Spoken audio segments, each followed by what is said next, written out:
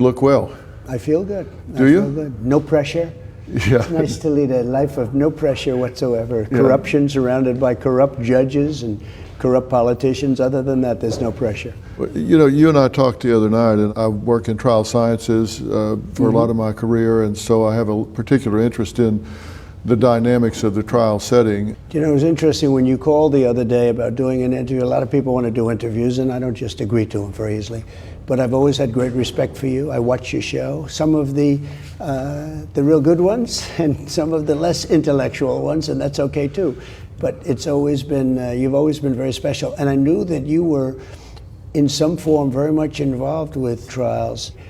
And I found it to be very interesting that you would take this up. It's a very important thing. Well, I wanted to, and I know that there was some news coming out of Georgia today, there was some news coming out of Florida today, that they're stepping back from this. And very good news. I called for the other day, and I don't know if you saw it, but on Merritt Street Media, where I now do my show, I called for President Biden to stop all of this now. And of course, a lot of people said, oh, he can't stop it, it's a state case. Well, okay, that's an explanation for stupid people, but for people that understand how this works behind the scenes and all, I say the same thing. They need to stop this. They need to stop pursuing you. Since you started your campaign in 2015 to run for office, there have been so many attempts to get you off the board even before you started your campaign. Then once you were in office, 2 impeachment opportunities, they changed the rules to try to make it high crimes and misdemeanors if there were business conflicts, and in this case, Never ends. It seems to be never ending, and that is a distraction to you. And I really wonder how that affects you. What do you say to yourself about that? Because it seems to never be ending. It's a never-ending thing. There's a term that I know you've heard many times. It's called Trump derangement syndrome, and nobody's ever seen anything like it.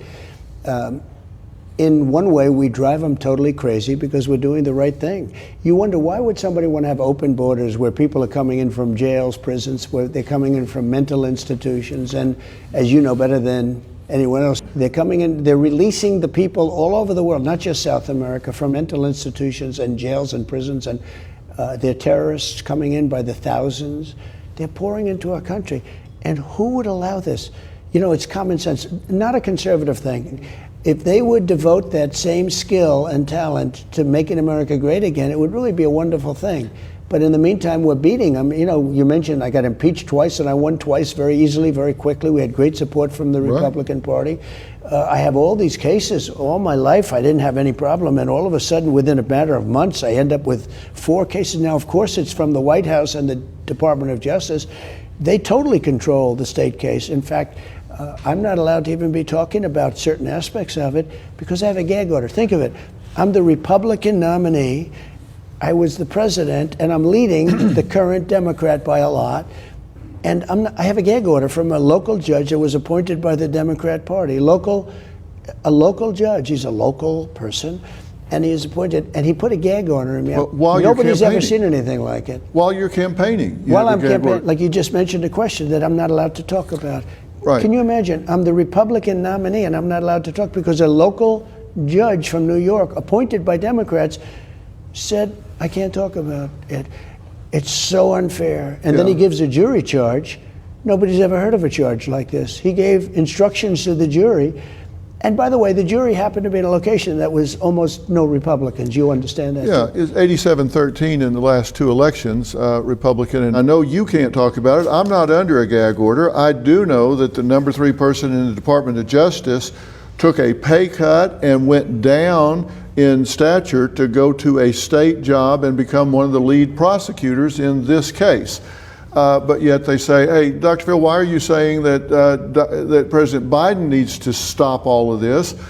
It's a state case. That's exactly why I'm saying it. Don't be naive, people. Understand that there's a power play going on here. It's controlled by the White House and the DOJ, 100%. You know, Gerard Baker wrote in Wall Street Journal today, and I'm paraphrasing, but he said, what do we say to those people that are rejoicing over reducing law to the status of a weapon in the hands of the dominant political power?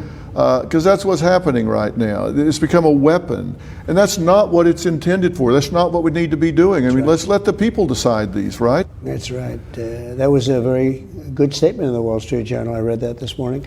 And it's so true. I mean, it's so accurate. They've weaponized to a level. They are trying to affect the election by demeaning, hurting in any form. And by the way, I think after the election, the hatred's great enough that they'll go, but with much less enthusiasm. This is about November 5th, which I think is going to be the most important day in the history of our country. If we don't turn this around, we're not going to have a country left anymore. Look well. I feel good.